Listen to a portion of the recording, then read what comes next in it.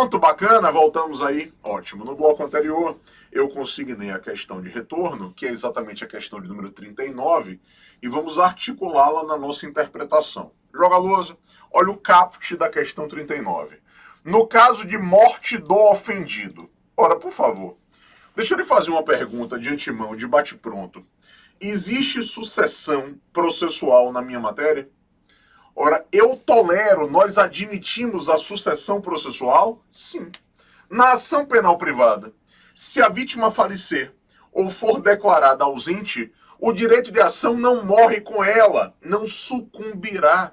Nós teremos sucessão, mas sucessão para um rol de pessoas, rol lembrado no artigo 31 do Código de Processo Penal, e que é um rol preferencial e taxativo. Um rol que segue uma sequência lógica e eu vou simbolizá-lo em um acrônimo, em uma sigla. CAD. Quem é o CAD? Cônjuge, ascendentes, descendentes e, por fim, irmãos. Essa sigla é importante não só pela sonoridade, mas principalmente pela sequência lógica que ela representa. A vítima morreu, foi declarada ausente, o direito de ação vai para o CAD. Cônjuge, ascendentes, descendentes e, por fim, irmãos. Só que ao lado do cônjuge, eu vou colocar, sabe quem? O companheiro ou a companheira. Veja que a união estável, ela é, à luz da Constituição Federal, uma unidade familiar. Consequentemente, eu coloco o cônjuge e o companheiro de maneira ombreada, em pé de igualdade. Tudo bem? Bacana? Agora, você vai perceber nas assertivas que o nosso examinador ainda quer a solução nas situações de pobreza.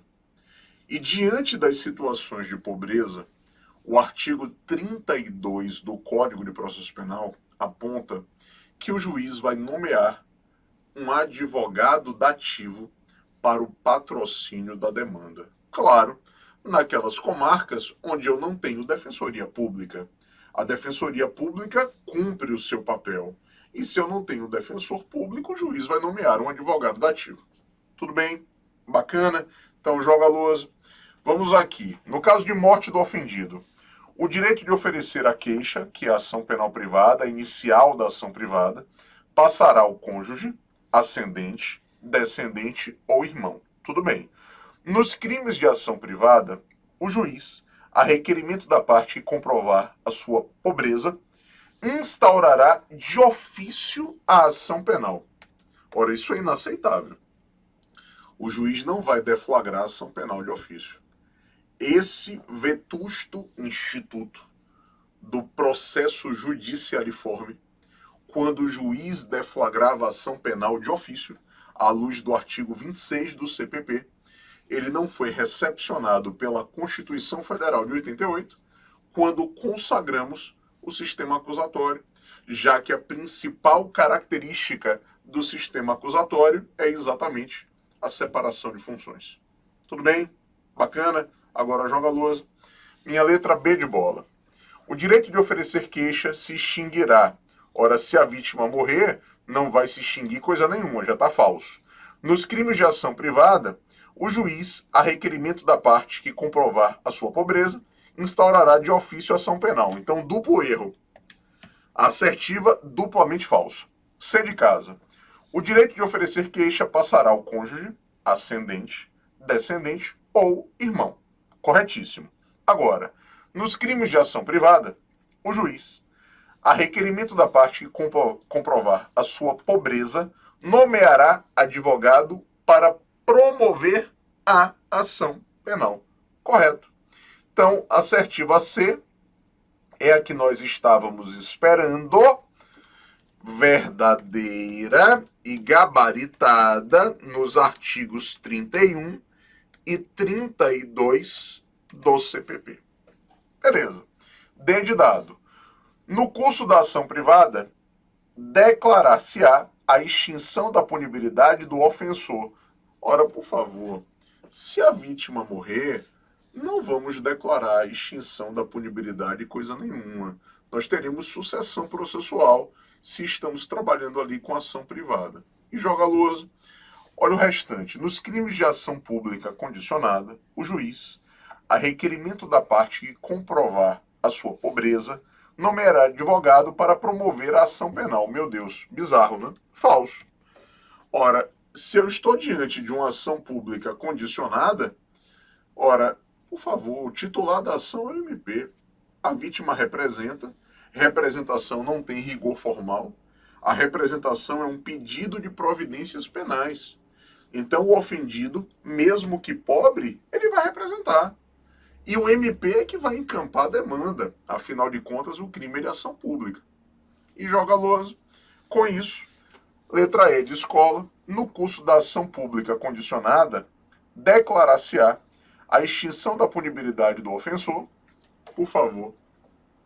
Se a vítima morre e o crime é de ação pública condicionada, haverá sucessão quanto ao direito de representar. Também para o cônjuge ou companheira, ascendentes, descendentes e irmãos. A sucessão do direito de representação está no parágrafo 1º do artigo 24 do Código de Processo Penal. Então não tem extinção de punibilidade coisa nenhuma. E joga a lousa.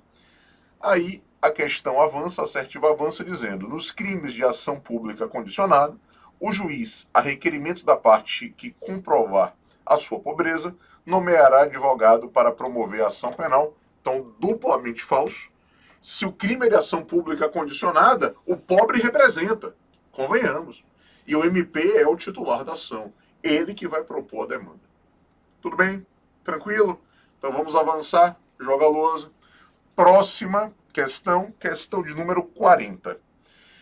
Em caso de perigo à integridade física do preso, admite-se o uso de algemas, desde que essa medida, de caráter excepcional, seja justificada por escrito verdadeiro.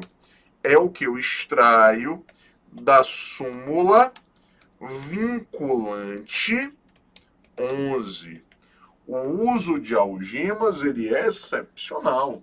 O Supremo, na súmula vinculante 11, ele apresenta um requisito formal, que é a justificativa por escrito. O Supremo aponta as hipóteses onde as algemas são pertinentes. Leia: risco de fuga, resistência e risco à integridade física dos executores da medida ou da pessoa a ser presa. O Supremo apresenta as consequências persecutórias do emprego arbitrário de algemas, vale dizer, ilegalidade da prisão e nulidade do ato realizado com emprego arbitrário de algemas. E o Supremo ainda traz as consequências para a autoridade despótica. Consequência civil, administrativa perante a corregedoria, consequência penal por abuso de autoridade, sem prejuízo da responsabilidade indenizatória do Estado, que é objetiva. Beleza? Então a súmula vinculante 11, ela é extremamente completa. Mas posso trazer valor agregado? Além dela, joga lousa, é importante consignarmos aqui o artigo 292, parágrafo único do CPP, que aponta que a mulher conduzida para parir não será algemada, assim como a mulher que acabou de dar à luz. E ainda como valor agregado, joga a lousa, nós temos o decreto 8858 de 2016, regulando o artigo 199 da Lei de Execução Penal, que também trata do uso de algemas. Beleza? Então essa tríplice disciplina: súmula vinculante, artigo 292 do CPP e decreto 8858 de 2016. Tudo bem? Bacana? Agora eu vou avançar, pode jogar a lousa. Vamos aqui para a próxima questão, a questão 41. Quanto à reprodução simulada do fato, também denominada de reconstituição do crime, assinale a opção correta. O interessante é que a reprodução simulada ela está regulamentada no artigo 7º do Código de Processo Penal, ou seja, no capítulo do inquérito policial. Mas é consenso acadêmico que a reprodução simulada também pode ser determinada pelo juiz durante a instrução. Então você tem ali uma diligência que almeja evidenciar e esclarecer as circunstâncias do fato criminoso. Diante da reprodução simulada, ora, vamos para as assertivas. Joga a lousa. Assertiva A. A ausência do indiciado poderá ocorrer por sua vontade, mas esse fato induzirá prova contra si. Ora, convenhamos, falso. A nossa Constituição Federal consagra o direito ao silêncio. O Pacto de São José da Costa Rica consagra o direito a não se autoincriminar. Então, a ausência do sujeito, ou seja, um comportamento que não é colaborativo, não poderá prejudicá-lo. A nossa doutrina dialoga se o comparecimento seria obrigatório. Porque, veja, a participação é facultativa. Isso é pacífico. Ninguém aqui vai defender a tese de que o sujeito está obrigado a participar da reprodução simulada. Ele não está obrigado a colaborar, ele não está obrigado a produzir prova que o auto-incrimine. Tudo bem. Agora, e comparecer? Porque não são poucas as vozes no Brasil que defendem que se ele for devidamente intimado, ele tem que comparecer. Mesmo que seja para dizer que não vai participar. Ora, eu estou com Auri Lopes Júnior. Na minha ótica, o comparecimento é facultativo e a colaboração é facultativa. Ele participa se ele quiser, mas ele comparece se ele quiser.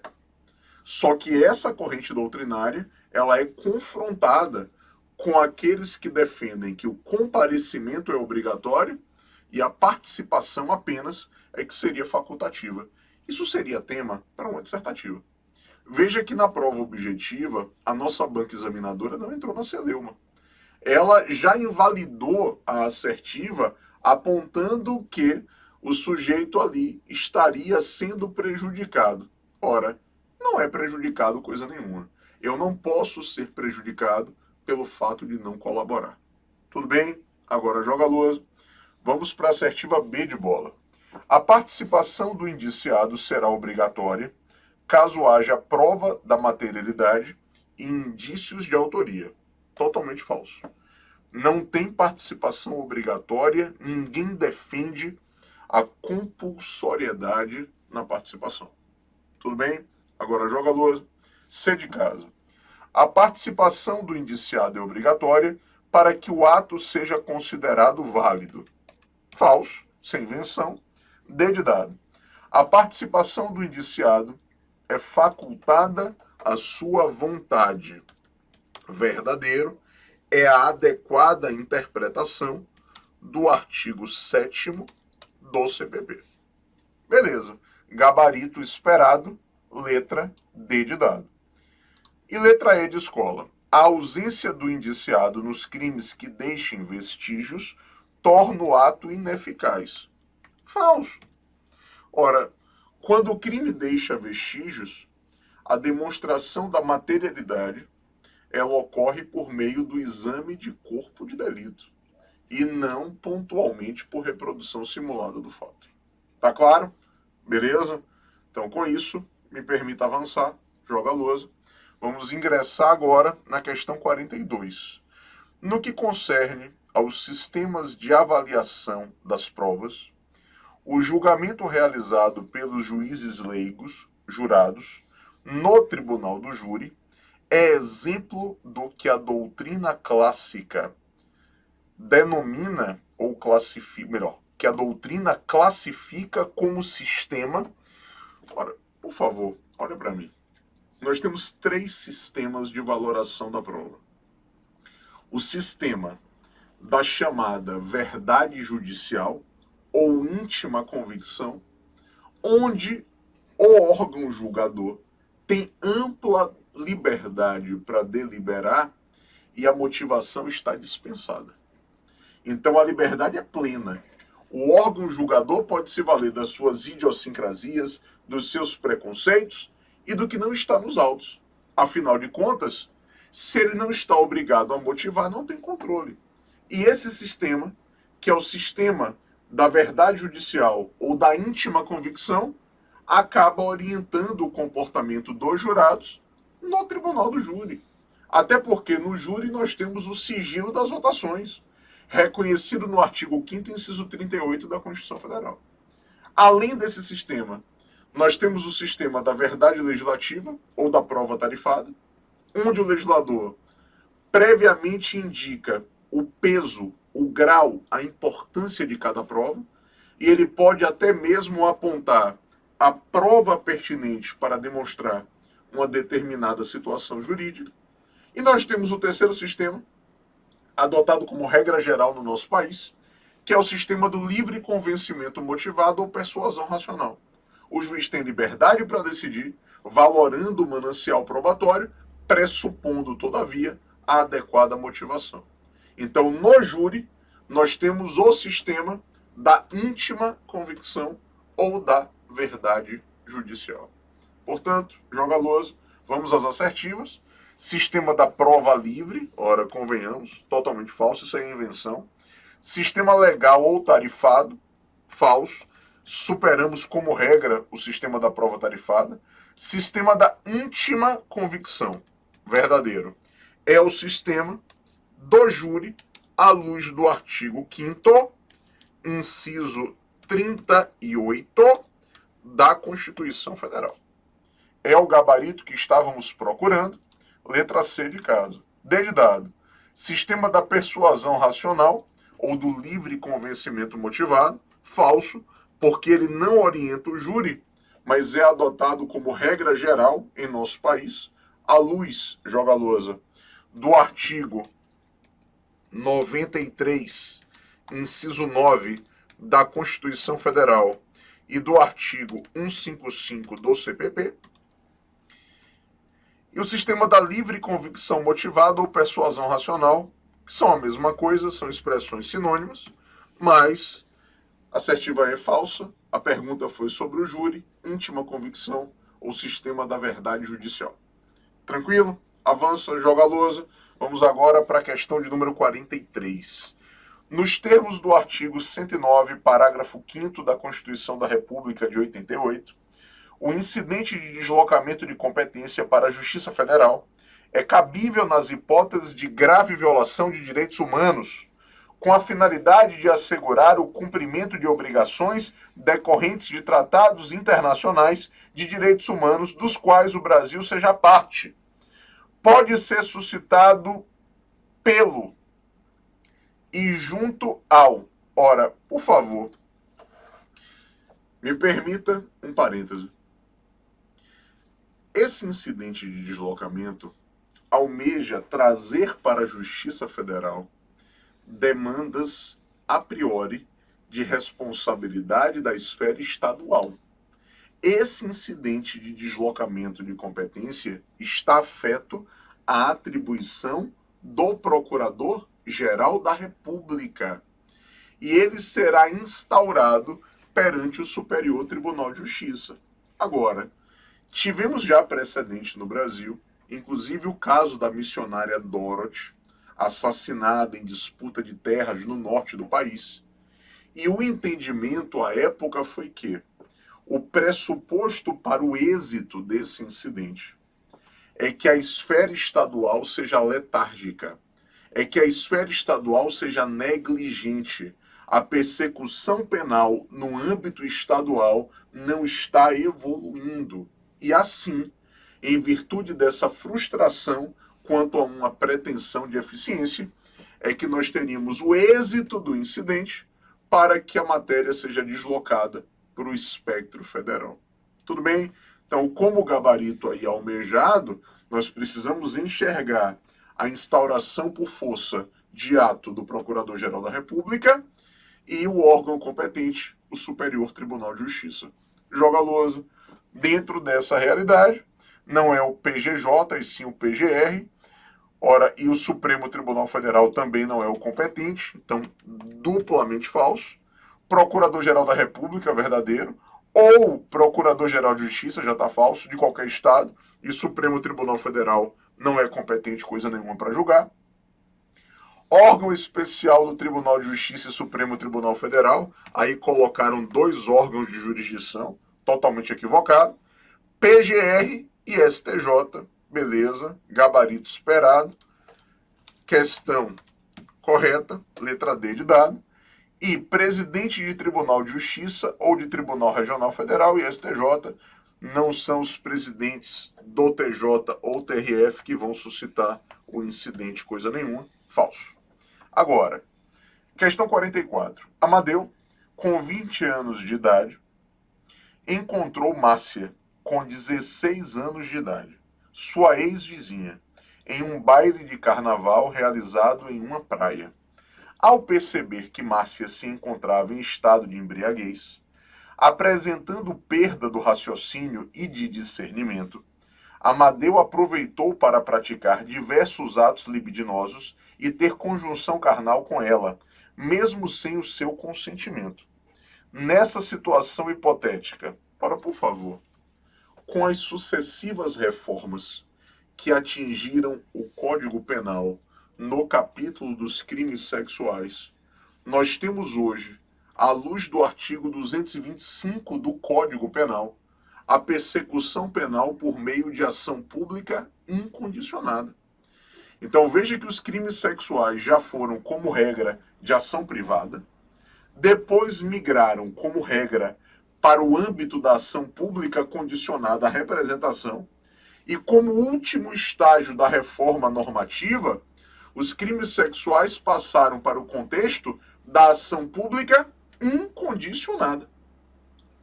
Ora, convenhamos, se um determinado crime é de ação pública incondicionada, é porque o interesse público prepondera. E nós temos um efeito ex ante, que atinge o comportamento funcional do delegado de polícia.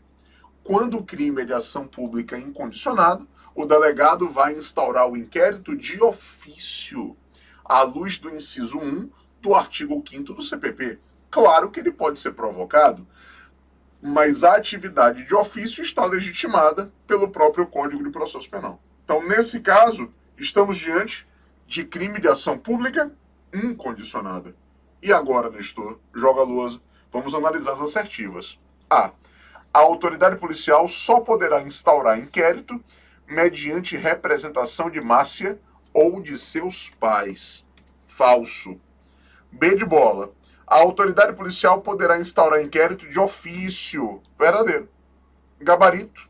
Letra B. À luz da interpretação, olha o cuidado, do artigo 5º, inciso 1 do CPP, combinado com o artigo 225 do Código Penal. Beleza? Então, eis a lógica, portanto, assertiva B de bola, verdadeira. C. A autoridade policial não poderá instaurar inquérito policial caso tome ciência do fato por meio da veiculação do fato pela imprensa. Falso. O STJ já disse que a imprensa pode ser noticiante de um fato até então desconhecido pela autoridade investigante. E o delegado se verá obrigado a deflagrar o inquérito em se tratando de crime de ação pública incondicionada. Então a imprensa veicula e o delegado, consequentemente, a reboque, estaria obrigado a instaurar a investigação. É uma espécie de notícia-crime direta ou de cognição imediata, a notícia-crime veiculada pela imprensa. Tudo bem? Agora joga a lousa. D de dado. A autoridade policial só poderá instaurar inquérito mediante requerimento subscrito pelos pais de Márcia. Falso. É crime de ação pública incondicionada. A própria menor poderia noticiar o fato, Nestor. Qual é o detalhe aí importante? O delegado está obrigado a deflagrar o inquérito de ofício. Então, essa é a realidade que orienta o comportamento da autoridade. Por isso, um cenário que independe de provocação. Percebeu? Tranquilo? Eis a lógica interpretativa e que vai trazer segurança e estabilidade para a questão. Agora, joga a lousa.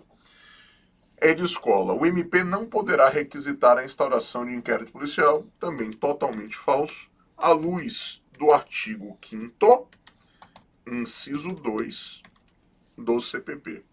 A questão da menoridade é interessante porque é muito comum que a banca examinadora aborde a emancipação. Ora, menor emancipado, preste sua atenção, me permite um parêntese, ele não vai, por exemplo, ter a legitimidade para promover atuações que nós estamos habituados na esfera não penal. Porque a emancipação não tem reflexos na esfera penal. Só que o caso trazido por essa questão é peculiar por se tratar de um crime de ação pública incondicionada. Ora, o delegado está obrigado a investigar de ofício. Portanto, a notícia pode ser trazida num contexto amplo. Ele toma conhecimento do fato e, estando convencido, ele então vai iniciar a investigação. Tudo bem? Tá claro? Eis a lógica, eis o nosso contexto interpretativo. Com isso, me dou por satisfeito nesse bloco. No bloco subsequente, vamos dar continuidade às nossas questões. Até lá.